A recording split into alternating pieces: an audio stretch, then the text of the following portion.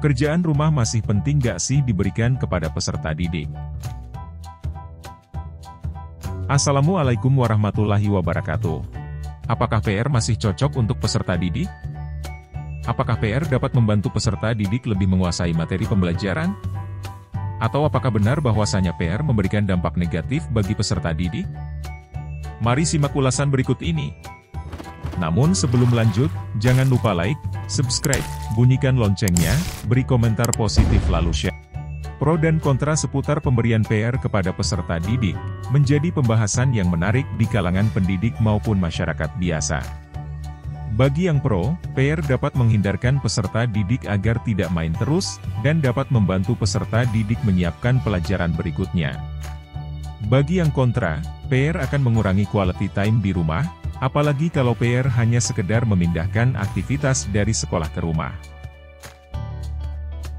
Trends in International Mathematics and Science, TIMSS, pernah melakukan survei di 27 negara bagian di Amerika Serikat dan 37 negara lainnya. Hasilnya menunjukkan bahwa hanya ada sedikit keterkaitan antara PR dan prestasi peserta didik. Jadi fokus penting yang dibahas kali ini adalah kenapa memberikan PR dan bagaimana cara mengerjakannya. PR perlu diberikan agar peserta didik menjadi pembelajar yang mandiri dan untuk menguatkan pelajaran yang telah diperoleh di sekolah. Jika demikian, bentuk PR sebaiknya tidak mengulang apa yang telah diajarkan di sekolah. PR juga dapat merangsang kreativitas peserta didik. Peserta didik diberi kebebasan untuk memilih materi yang mendukung pembelajaran di kelas, sehingga semakin meningkat kolaborasinya, baik dengan keluarga maupun teman sebaya. PR sebaiknya tidak diberikan jika hanya melanjutkan pembelajaran di kelas yang belum tuntas, mengingat padatnya materi yang harus diajarkan di kelas kadang tidak diimbangi dengan alokasi waktu yang cukup. PR juga lebih baik tidak diberikan jika menjadikan peserta didik frustasi, penyendiri, dan tertekan. Menjadi lebih tidak diperlukan jika ada sanksi bagi peserta didik yang tidak mengerjakan. Finally, jika hendak memberikan PR, pastikan bahwa tujuan jelas, bermanfaat dan merangsang kreativitas dan kolaborasi. Jangan sampai pemberian PR justru membuat peserta didik menjadi penyendiri dan demotivasi. Dalam buku berjudul, Classroom Instruction Network, karya Marzano, R.J., dituliskan bahwa tujuan dan manfaat pemberian PR pada peserta didik akan efektif jika guru memperhatikan beberapa hal penting sebelum memberikan PR pada peserta didik, seperti berikut ini. 1. Menjelaskan tujuan PR. 2. Menyesuaikan jumlah PR yang diberikan dengan tingkat pendidikan siswa. 3. Mengurangi keterlibatan orang tua saat mengerjakan PR. 4. Memberikan umpan balik. Dampak positif dan negatif PR bagi peserta didik. Pemberian tugas di rumah bagi peserta didik atau dikenal dengan PR, pekerjaan rumah, memiliki dua sisi bagi peserta didik yaitu sisi positif dan sisi negatif. Seorang psikolog pendidikan dari Lembaga Pendidikan Tinggi Universitas Indonesia menyebutkan, bahwa jika peserta didik diberikan PR dengan durasi belajar yang tepat, maka PR tersebut akan memiliki banyak sisi positif. Meskipun demikian, nyatanya praktik di lapangan menunjukkan bahwa saat ini pemberian PR sudah tidak tepat sesuai porsinya. Sebuah studi yang dilakukan menyebutkan bahwasanya peserta didik yang berada pada tingkatan sekolah dasar saat ini memiliki terlalu banyak PR yang harus mereka kerjakan. Dampak positif PR bagi peserta didik.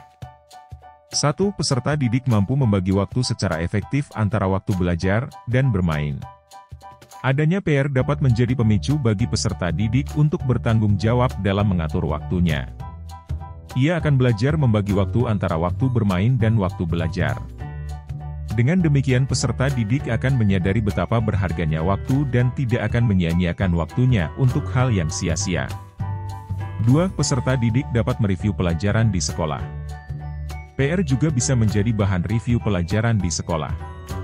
Peserta didik belajar mengingat apa yang sebelumnya ia pelajari di sekolah melalui PR yang diberikan guru, sehingga daya memori peserta didik akan materi tersebut menjadi kuat. 3. Mengecek pemahaman peserta didik terhadap apa yang dipelajari di sekolah. PR bisa dijadikan sebagai bahan evaluasi peserta didik untuk mengetahui kemampuannya dalam memahami apa yang sebelumnya ia pelajari di sekolah. 4. PR sebagai wadah untuk mengeksplore pengetahuan peserta didik.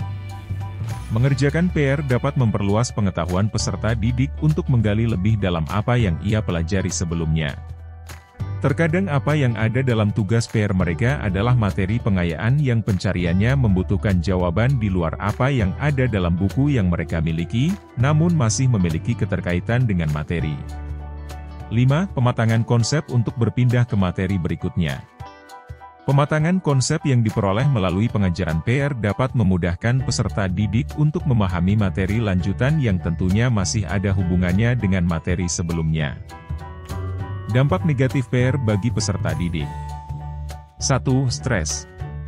PR yang terlalu banyak bisa membuat peserta didik tertekan sehingga menyebabkan mereka tidak menyukai pelajaran tersebut. Hal itu terjadi karena mereka terlalu bosan dengan banyaknya PR yang mereka kerjakan. Dalam sebuah penelitian yang dipublikasikan dalam Journal of Experimental Education dengan mengambil sampel 4.317 peserta didik pada 10 sekolah menengah favorit di California, menyebutkan bahwa 56% peserta didik menganggap PR sebagai sumber utama stres. 2. Penurunan kesehatan. Pedoman National Education Association dan National Parent Teacher Association menetapkan sebuah aturan untuk pengerjaan PR yang dinamakan dengan aturan 10 menit. Maksud dari aturan tersebut adalah waktu pengerjaan PR untuk tiap kelas adalah kelipatan 10 menit. Artinya kelas 1 mempunyai waktu 10 menit untuk mengerjaan PR setiap malam, kelas 2 20 menit, sampai kelas 12 120 menit. Jika pengerjaan PR melebihi jam tersebut, dapat memberatkan peserta didik dan berakibat buruk bagi kesehatan peserta didik. Mereka menjadi kurang tidur sehingga daya tahan tubuh melemah dan mudah terserang penyakit. 3. Waktu untuk keluarga dan teman-teman lebih sedikit. Ketika mereka mempunyai banyak PR, maka semakin berkurang pula interaksi sosial mereka, terlebih kepada keluarga dan teman-teman mereka. Mereka menjadi terlalu fokus pada mengerjakan PR dan tidak menekuni hobi yang mereka senangi. Dampak negatif lainnya dari adanya pemberian PR. Dapat menimbulkan konflik antara anak dan orang tua saat orang tua ingin anaknya mengerjakan PR tetapi sang anak tidak ingin melakukan tugas PR yang tidak ada habisnya. Terlalu banyak PR menimbulkan keinginan anak untuk menyontek atau menyalin pekerjaan orang lain agar pekerjaan mereka dapat terselesaikan. Seringkali guru tidak benar-benar memeriksa PR yang mereka berikan atau tidak dibahas, karena mereka juga punya kesibukan lain dan pelajaran harus terus berlanjut. Hal ini membuat PR yang diberikan menjadi tidak berguna, karena peserta didik tidak tahu apakah jawaban mereka betul atau salah, dan jika salah bagaimana cara untuk memperbaikinya. Demikian pembahasan kali ini, terus ikuti konten-konten menarik lainnya, tentunya hanya di channel Guru IDX IPS Indi. Terima kasih. Assalamualaikum warahmatullahi wabarakatuh.